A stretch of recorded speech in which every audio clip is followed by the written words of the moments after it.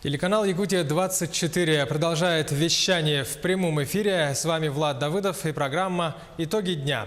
Добрый вечер, смотрите сегодня. Встречи с населением, молодежью, вопросы экологии. Айсен Николаев посетил Мирнинский район. Подробности его визита в Алмазный край. Все зависит от тебя. Студенты СВФУ могут получить повышенную стипендию уже с первого курса. О каком размере выплат идет речь и за какие успехи? Все ради детей. В селе Едей Хангаласского улуса открыли новый детский сад. Перемен потребовал народ. Здание Центральной бани в столице собираются снести. Почему приняли в мэрии такое решение и что построят на этом месте? Спорт без границ. В СВФУ прошел фестиваль параспорта. Сюжет о полезном мероприятии. И урожай года. В Нерюнгри прошла традиционная южно-якутская выставка-ярмарка.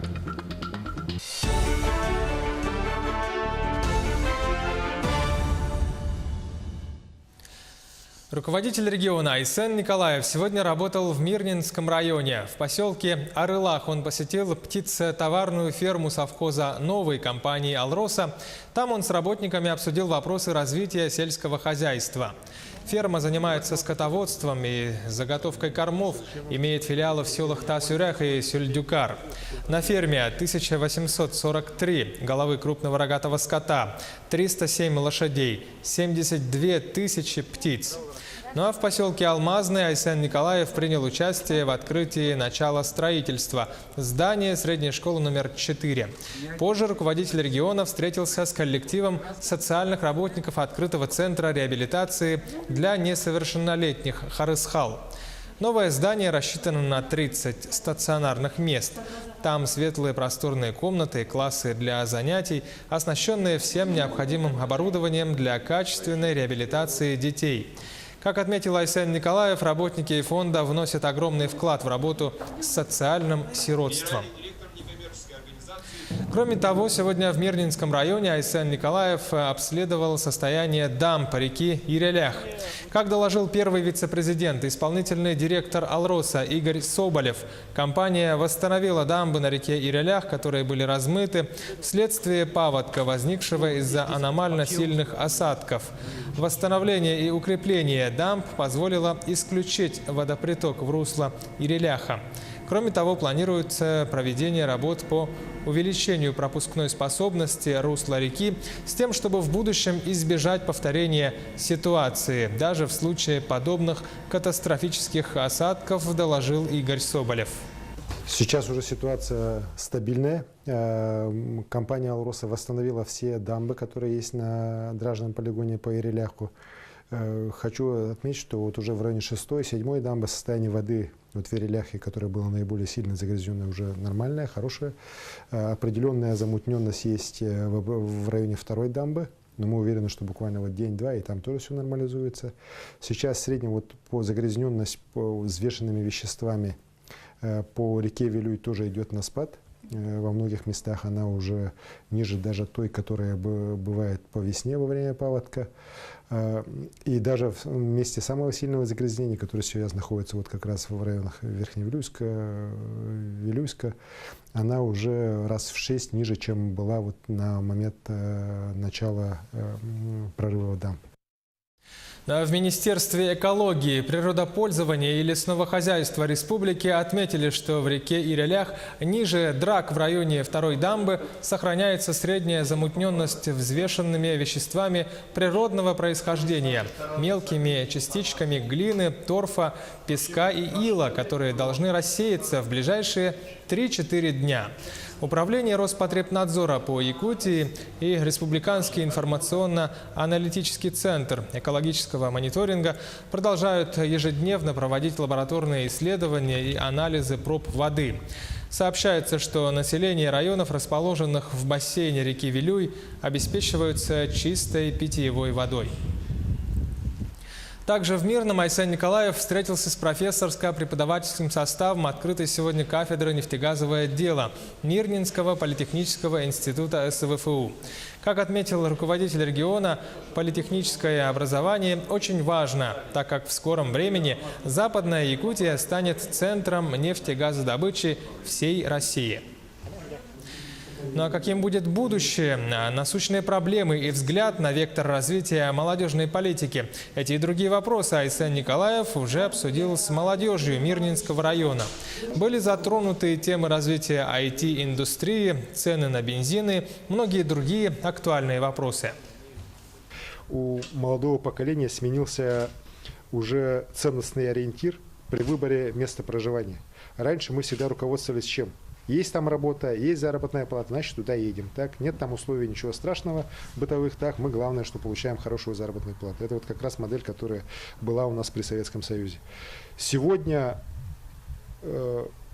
подходы совсем другие. Вот молодое поколение, у нее совсем другой ценностный ориентир, и они сначала выбирают место, может подсознательно, может сознательно, но они сначала выбирают место, где бы они хотели жить, а потом уже смотрят, а вот есть ли там работа, которая подходит им по их компетенциям, по их обучению, по их, например, талантам. Переходим к другим темам. Повышенную стипендию могут получить студенты СВФУ за успехи в какой-либо деятельности, причем увеличение рассчитано уже с первого курса. Ранее повышенную стипендию могли получить только после первого семестра. О каком размере выплат идет речь и за какие успехи, узнала наш корреспондент Лана Ильина. Студенческая жизнь веселая, но голодная. Стереотип давно разрушен. Заработать без подработки можно. Хороший стимул для того, чтобы проявить себя, уже будучи студентом. Если учащийся Северо-Восточного федерального университета отлично учится, занимается наукой, имеет достижения в спорте или в культуре, может получать до 20 тысяч в месяц. От 9 до 16 тысяч рублей. Прибавка к академической стипендии. Роза Данилова учится на 5-м курсе. Родом из Хангаласского улуса, из многодетной семьи. Со 2-го курса не берет деньги у родителей. Обеспечивает себя сама. Роза – активистка. Я работаю волонтером на международных, республиканских и вот в республиканских мероприятиях. Я состою в студенческом добровольском центре «Полис добра», центре по работе с волонтерами Республики Саха-Якутия и вот в ППОСе, первичной профсоюзной организации студентов. Александр учится на историческом факультете, 4-й курс. Его путь к повышенной стипендии лежал через науку. Накопил на новый ноутбук. Весной я занимался активно наукой, участвовал в различных научных мероприятиях. Несколько статей вышли в сборник «Российский индекс научного цитирования».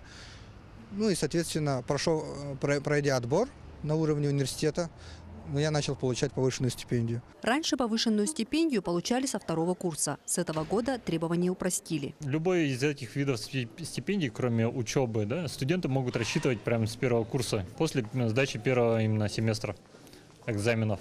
А по учебе именно только после сдачи 2 именно экзаменов.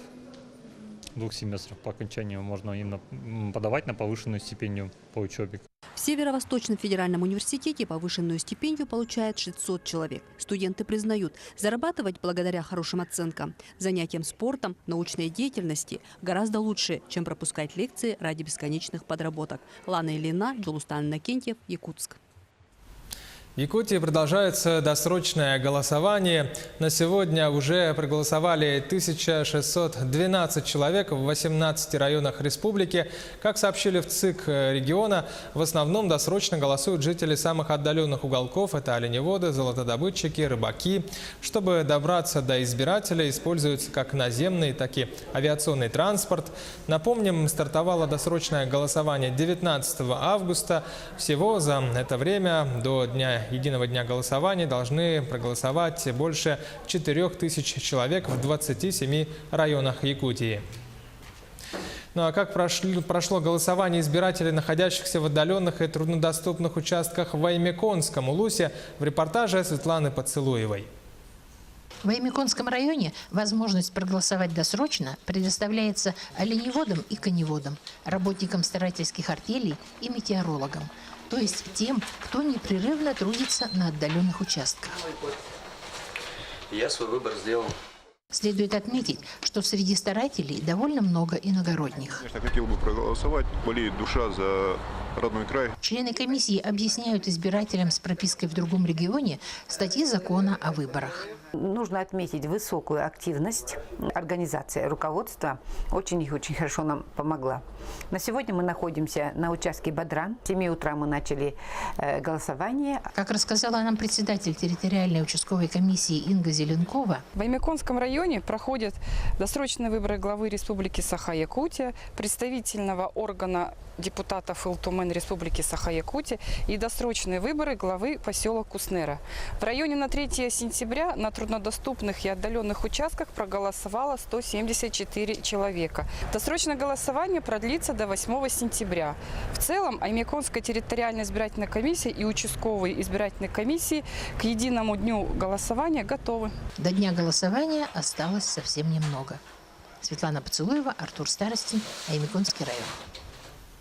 С 1 сентября вступил в силу новый регламент по сдаче экзаменов на право управления автомобилем. Время проведения экзамена теперь строго ограничено. Желающий получить права не может находиться в очереди более 15 минут. На саму сдачу экзамена отведен час. При этом число упражнений на площадке увеличивается с 3 до 5. На выполнение каждого дается по 2 минуты. Согласно новому регламенту МВД, если человек допускает ошибку в теоретической части теста, то ему придется ответить на 5 дополнительных вопросов в течение 5 минут.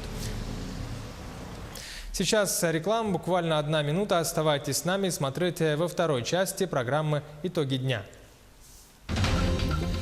Все ради детей. В селе Едей Хангаласского улуса открыли новый детский сад «Чачирь». Перемен потребовал народ. Здание центральной бани в столице снесут. Почему принято такое решение, что построят на этом месте?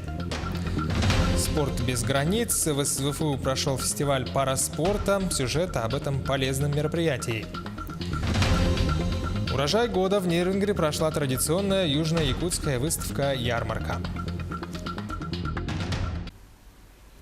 Прямой эфир, телеканал «Якутия-24», Влад Давыдов и программа «Итоги дня». Мы продолжаем наш выпуск.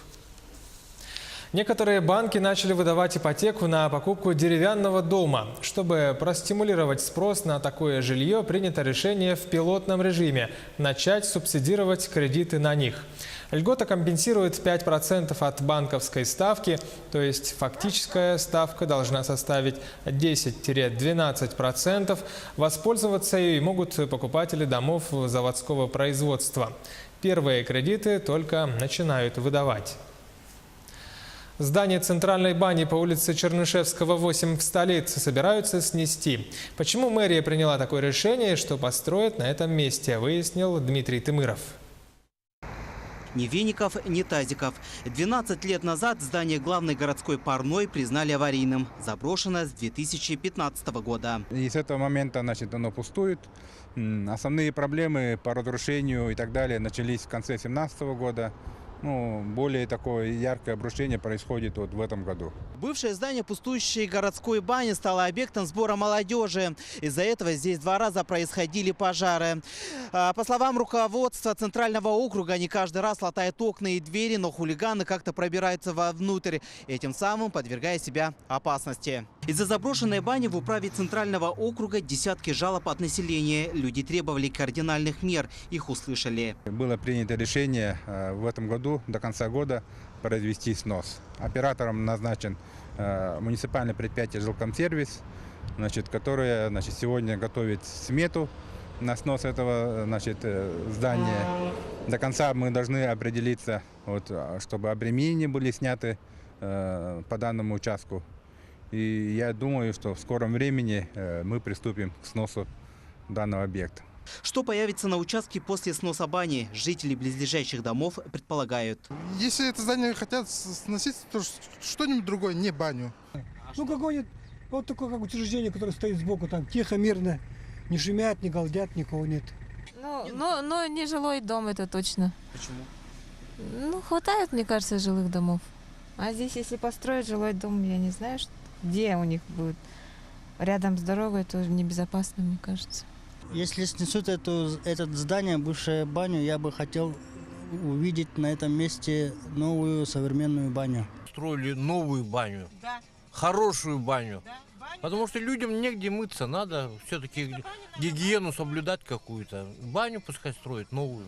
Нужна новая баня, уверены в управе. Население привыкло, что именно на улице Чернышевского находится городская парная. Тем более никаких дополнительных коммуникаций подводить не надо. Все есть. Осталось заручиться поддержкой администрации Якутска. Дмитрий Тымыров, Джулстан Иннокентьев, Якутск. Компания «Прометей» дала официальный ответ на телесюжет, вышедший в эфире нашего телеканала. Вопрос касается жителей дома по улице Автодорожная, 11/4 в Якутске. Народ недоволен тем, что их отрезали цельным большим забором от всех социальных объектов, включая детсад, почту и продуктовые магазины. Людям приходится идти в обход по широкому кругу, тратя на путь в 10 раз больше времени. В теме разбирался наш корреспондент Юрий Осипов. Нас отрезали от внешнего мира, возмущаются жители Автодорожной 11/4. Застройщик соседнего квартала, компания «Прометей», возвела вокруг новостройки высокий железный забор. Людей лишили нормального прохода к социальным объектам. По другую сторону остались детский сад, отделение почты, автобусная остановка и магазин. Жителям приходится делать огромный крюк, тратят драгоценное время. Прохода не будет, ответ компании-подрядчика однозначен. Путь откроют после завершения стройки на соседнем участке. Еще один камень преткновения – газовая труба вдоль забора. Труба наружного газопровода высокого давления проходит вдоль всего этого железного забора. И там, где он обрывается бетонным забором, он продолжается дальше. Официальный ответ компании «Прометей» мы показали жителям перекрытого дома. Очередная отписка, уверены люди. В принципе, тут можно разместить калитку, подвинуть, получается, бетонные блоки или как-то придумать иной способ обойти эту газовую трубу. Просто это такой ответ, как бы юридическая уловка, просто кинуть пыль в глаза. До этого нам разные причины называли, почему нельзя открыть. Они говорили, что это небезопасно, мол, типа там огорожена территория, люди в Прометей покупали ради того, чтобы жить в огороженном квартале, типа с камерами, с пропускным режимом. Но это, мне кажется, абсурд. Вопрос прохода для жителей Автодорожной становится все острее. Многодетная мама Александра в ужасе. Мне каждое утро приходится вставать в 7 утра, собирать всех 3 детей, которые даже вот маленькие, 2 годика, 10 месяцев, которые не ходят в детский сад. Собираемся, выходим в машину, садимся и едем, вот делаем большой круг. Приходится оставлять сына, пока дети у меня маленькие сидят в машине, и обратно ехать домой. Скоро уже, как бы в октябре, машина все-таки мы, как все многие люди, да, в Якутске, замораживаем и остаемся без транспортного средства. И как мы будем ходить в этом году, я как бы понятия не имею. С вопросом о возможности прохода через газопровод мы обратились к специалистам Сахатранснефтегаза. Результаты станут известны завтра. Совпадут ли с ответом застройщика? Юрий Осипов, Джулустан Иннокентьев, Владимир Павлов, Якутск. Схема движения автобуса номер 16 в Якутске изменилась, но это временно. Решение вызвано проведением ремонтных работ на участке улицы Бестужева-Марлинского. Детали у Анастасии Даниловой. Движение автобусного маршрута номер 16 временно изменилось. С 3 сентября автобусный маршрут будет осуществлять движение в объезд улицы Бестужева-Марлинского по улице Дзержинского, Кальвица, Бестужева-Марлинского, Федора Попова, Дзержинского и далее по маршруту. Причина перекрытия – ремонт дороги на Бестужева-Марлинского. Завершат работы 31 декабря, но 16-й автобус запустят раньше. Ориентировочно у нас до 31 октября. Еще по распоряжению до 31 декабря, но работы планируют завершить до 31 октября.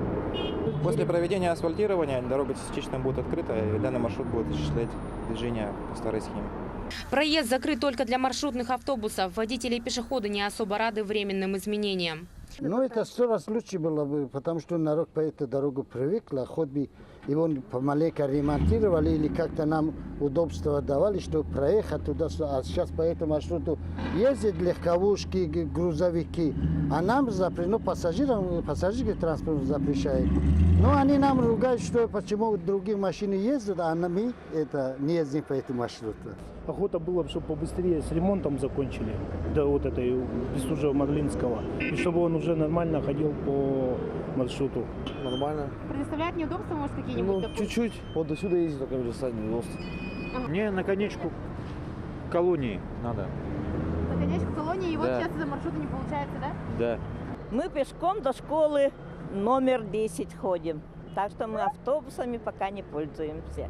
Временная схема проезда удобна, уверены в мэрии Якутска. Оптимальна для школьников. Общеобразовательные учреждения в шаговой доступности. Только горожане всех этих преимуществ, видимо, не оценили. Анастасия Данилова, Павел Пахомов, Якутск. Сегодня в Якутске с 10 часов вечера до 5 утра отключат воду. Ограничения коснутся жителей микрорайона Новопортовской, аэропорта, Газпрома, Племобъединения, Учура, СМ-16, Кирзавода, Борисовки-2, Хатынюряха. Отключение воды связано с подготовкой к зимнему отопительному сезону. Об этом сообщает пресс-служба водоканала. В одном из отдаленных сел Хангаласского района открыли новый детский сад. Для дошкольников села Едей построили одноэтажное благоустроенное здание на 35 мест. Сделано это в рамках общереспубликанского движения добрых дел «Моя Якутия в 21 веке». Репортаж Виолетты Засимовой. Село Едей находится в 185 километрах от Покровска. Добраться туда летом можно за 5-6 часов в зависимости от состояния дорог. По зимней дороге доехать получится быстрее. Население Едея составляет около 400 человек. Юные жители Едея до этого года посещали старенький детский сад 1983 года постройки, который по окна осел в землю и уже 7 лет считался аварийным. Полы были очень холодные, деревянные. И там были грибки, и постоянно их все время ремонтировали. Строительство нового здания детского сада «Чичир», входящего в состав Едейской средней школы, началось в 2016 году. Он должен был заработать еще в конце прошлого года, но возникли проблемы с отоплением, поэтому открытие перенесли на следующий год. Сейчас детский сад полностью укомплектован и готов принять дошколят в 2 группы – младшую от 1,5 до 3 лет и в старшую от 3 лет до 7. В полную силу детсад должен заработать уже вот в сентябре этого года. Нам осталось получить заключение санитарно-эпидемиологическое и государственной пожарной инспекции. В новом детском саду помимо помещения для 2 групп детей есть методический кабинет, музыкально-спортивный, пищеблок, медицинский кабинет и так далее. Объем финансирования составил более 17 миллионов рублей. Совместная работа администрации муниципального образования 4-го Можайгальского НСЭК, администрации муниципального района Хангаласский УЛУС и правительства Республики Саха-Якутия. По линии управления «Моя Якутия в 21 веке». Программа так называемых добрых дел. Получается, все 3 стороны участвуют, и каждая страна софинансирует свою долю расходов. Теперь жители села Едей мечтают о новом здании школы. Виолетта Засимова, Федор Тарасов, Хангаласский УЛУС. 2 теплохода-рефрижератора в Якутск доставили 548 тонн свежей рыбы. Это чир, омуль, муксун, пеледь, улов за лето рыбаков Алайховского и Булунского улусов. По сравнению с прошлыми годами уровень воды в северных реках выше, поэтому и рыбы больше. В этом году компания «Туймада Агроснаб» планирует завести 1000 тонн рыбы. Корабли отправятся за 2-й партией в середине сентября. В этом году на реке штормов было очень мало, рыбалка шла ровно, практически сдача рыбы производилась каждый день, так как погода благоприятствовала этому. На море штормов практически не было, мы успели пройти. Единственная была загвоздка у нас на прорези бара реки Индигирка, было очень мало воды. Прорезь мы прошли за сутки. На обратном пути, когда выходили, вода была. Мы спокойно вышли, зашли на Яну, с Яны на Тикси, с Тикси мы собрали рыбу в поляне и поднялись до Якутска. 2 тонны 600 литров молока ежедневно привозят на якутский гормолзавод из хозяйства Саха-Племобъединения. Сейчас общее количество коров хозяйства 260, по словам доярок. Этим летом травостой был хороший. Благодаря этому каждая корова дает 10 литров молока в день, а жирность равняется 3,8%. В этом году Саха-Племобъединение планирует заготовить 437 тонн молока. Из них уже 300 выполнено. Для повышения удоя имеет большое значение качество корма. Хозяйство впервые засеяло овес, суданскую траву, горох и планирует заготовить 500 тонн силоса. В Нерюнгри прошла традиционная южно-якутская выставка-ярмарка «Урожай года». В участие приняли 50 местных товаропроизводителей. Сюжет Александры Цыбиковой. В программе ярмарки для жителей предлагалась расширенная продажа сельскохозяйственной продукции животноводов и овощеводов Нерюнгринского района. Всего участие в ярмарке приняли 50 товаропроизводителей. Нерюнгринцам были предложены плоды нового урожая, хлебобулочные изделия, кисломолочная продукция, а также мясо, рыба, изделия декоративно-прикладного творчества и сувениры.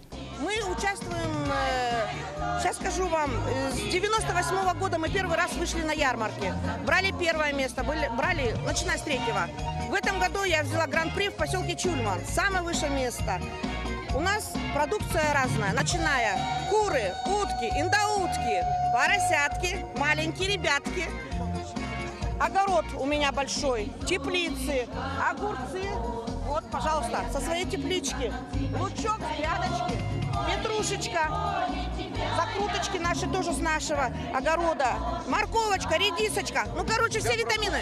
Изобилие продукции, развлекательная программа и праздничная атмосфера подарили всем присутствующим хорошее настроение. Также покупатели могли себе позволить испробовать шашлыки, приготовленные из продаваемого мяса. И несмотря на дождь, за все время работы ярмарки продавцов и покупателей радовали местные творческие коллективы района.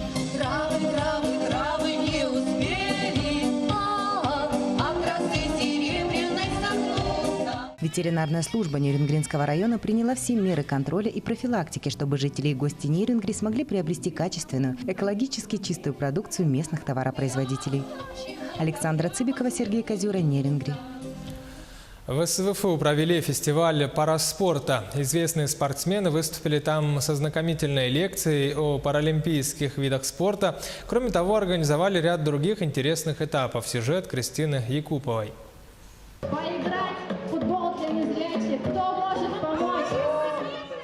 Попробовать себя в волейболе сидя, поиграть в ботча и футбол для незрячих. Инклюзивный парафестиваль был открыт для каждого. Конечно же, вот мы хотим познакомить молодежь и студентов именно паралимпийским видом спорта. Люди с инвалидностью и без инвалидности, они совершенно в игровой форме могут находиться в равных условиях. 3 титулованных паралимпийца на одной площадке. Лучница Степанида Артахинова, волейболистка Алена Дмитриева и пловчиха Анастасия Диадорова. В целях пропаганды паралимпийского движения и, скажем так, вообще в целом, чтобы люди без стеснения приходили, помогали, общались, и чтобы было, скажем так, общество готово к тому, что люди с инвалидностью выходят из дома. Во время фестиваля показали мобильное приложение. Цель проста – помочь найти друг друга волонтерам и людям с ограниченными возможностями здоровья. Создали это приложение семиклассники, восьмиклассники нашей школы. Приложение полностью рабочее, оно есть пока в Play Market. Нужно просто ввести Харасхал Альянс. В России 12 миллионов человек с инвалидностью, и только 7 миллионов активно занимаются спортом. Возможно, подобные фестивали, когда для каждого создаются равные условия, привлекут больше людей к активному образу жизни. Кристина Якупова, Павел Пахомов, Якутск. Таковы итоги дня. Смотрите телеканал Якутия-24. Будьте всегда в курсе.